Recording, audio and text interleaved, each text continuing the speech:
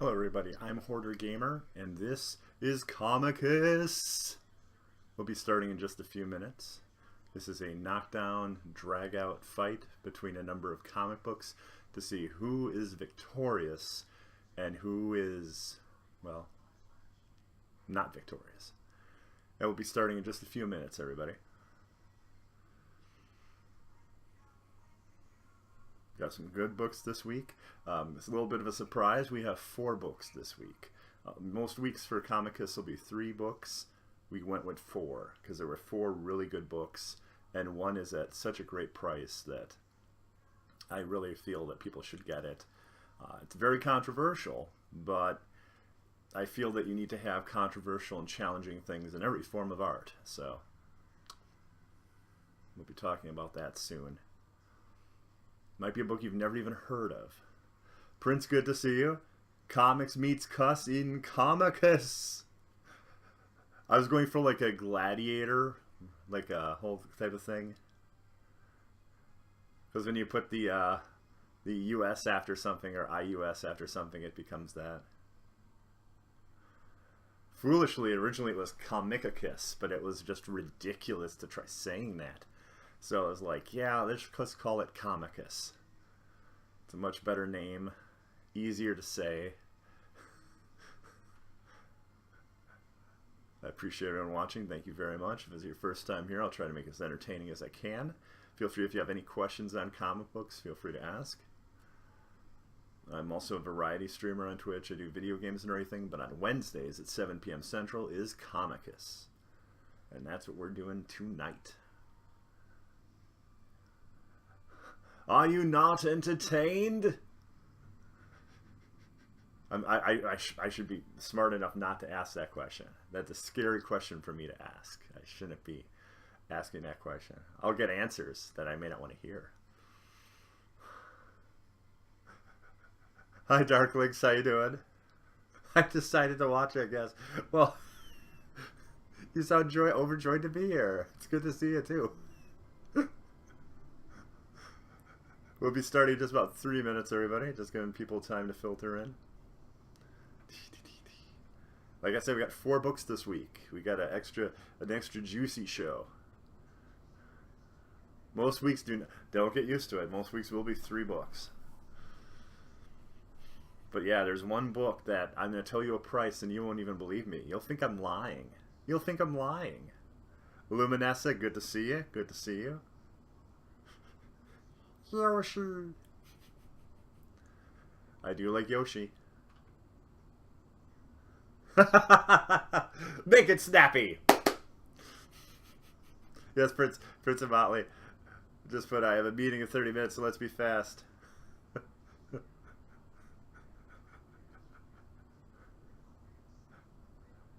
Haha. No, don't try guessing the price. I'm not going to say. I'm not going to say. And no, it was not 5-finger discount. I don't do that. Bend to my will, Hoarder! It's not going to happen. It's not going to happen, Prince. If I don't bend to blood of the God's will, who has God in his name, I'm not going to be bending to you, Prince. If there's any will I would bend to, it would probably be sooner him, because he's very, very forceful. He's like a celebrity. I just brought him up without him probably even being here. That'd be awesome if I could somehow con JP into buying all my comics for me. That would be amazing. Just send him the bill. Oh, JP, that'll be 25 this week. They had a special cover for Wonder Woman. Hey, it's the annual, JP. Don't you want me to have the best? The annuals are $5. I'm sorry, JP.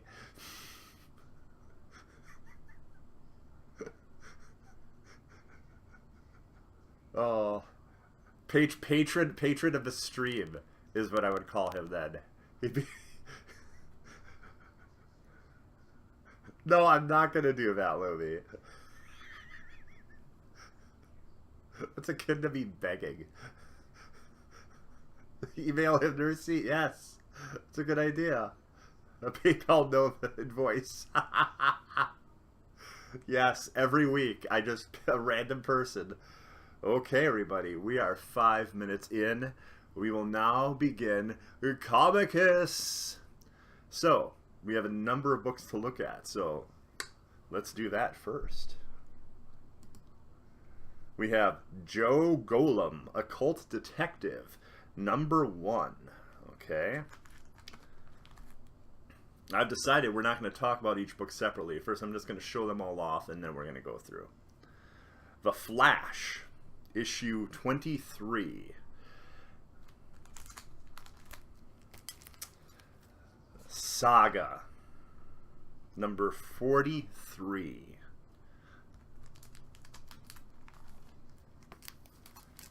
And Deadpool, number 31.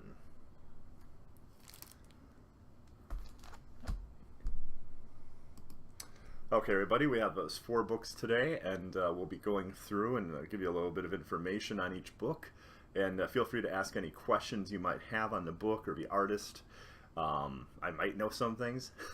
I don't, not all the artists, but I at least know most of the writers on these books. Not personally, just, you know, I've read other things by them. I did get Deadpool. Deadpool is actually a request from 2 people in the stream, including Dark Links to Zelda's. Yes, I did get Deadpool, and we will talk about that shortly. See how I keep the anticipation? I didn't go overjoyed or look depressed or upset about it at all. So you don't know what I really thought about it. Okay, here we go, everybody. Comicus begins. There were rounds, I'd say round 1, but it's really just, you know, 1 round, and so. Okay, first we have Joe Golem, Occult Detective.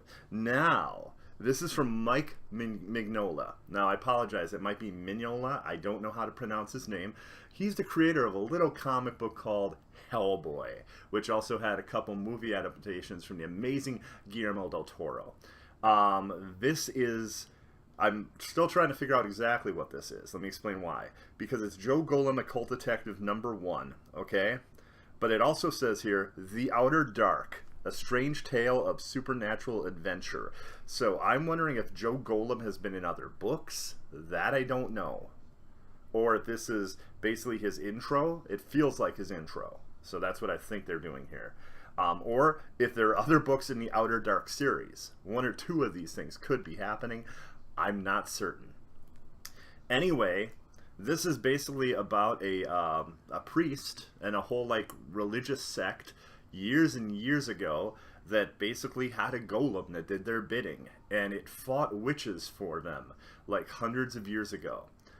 And you're probably like, okay, that's interesting.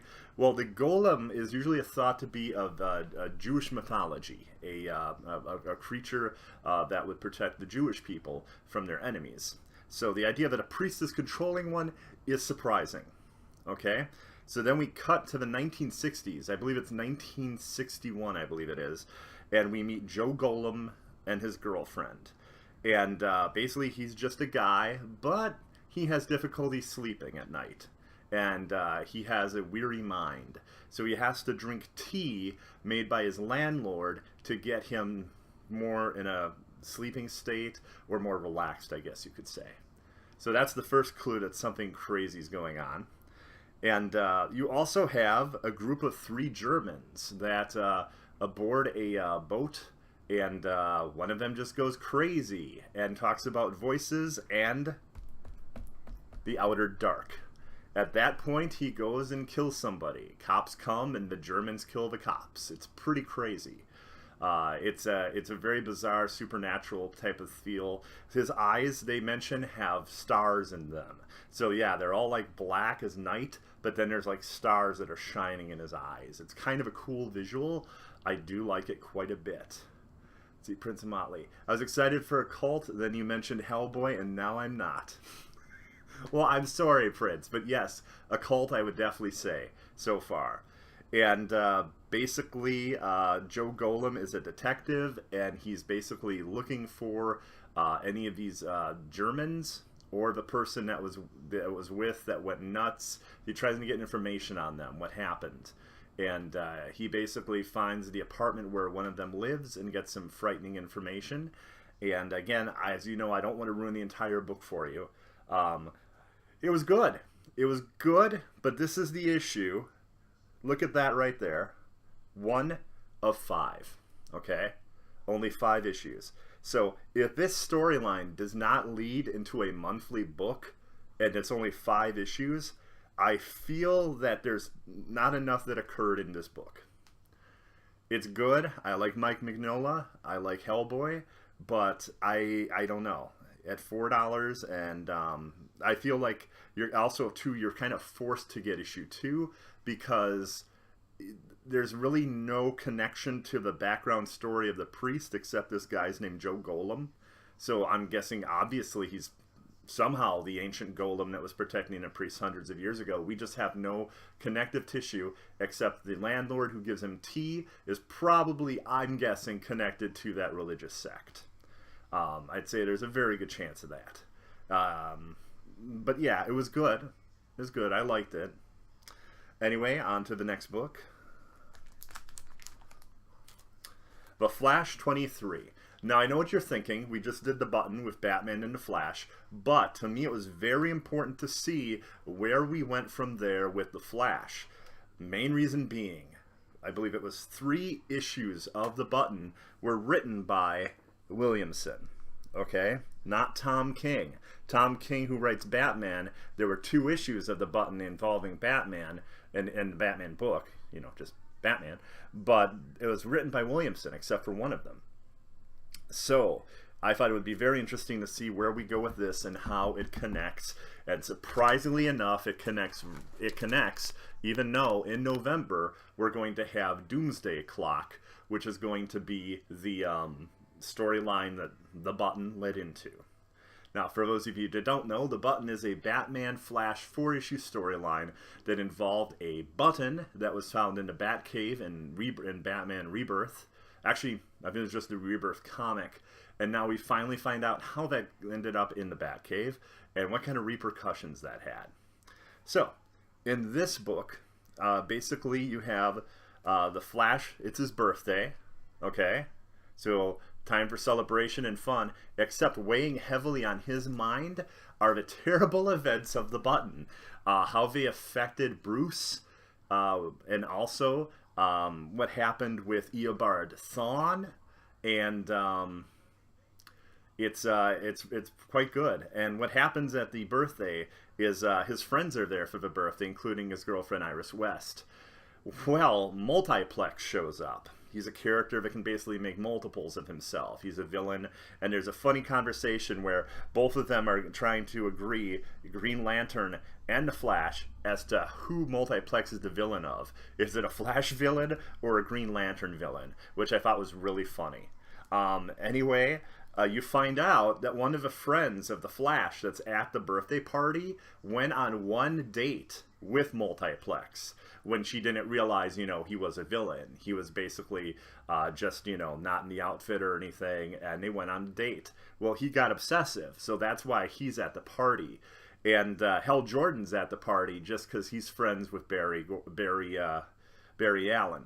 So they have to sneak away, become a Green Lantern and the Flash, but Flash is smart enough to send Iris West home with Wally West to make sure she's safe and everything, for her to get home, because he's smart enough to say, hey, wait a minute, Iris is going to think if both Hal and Barry leave, that and the Flash and Green Lantern show up, that they're both connected. And, you know, that they're basically both identities would just be known to her. So he does that, and there's a surprise waiting at home for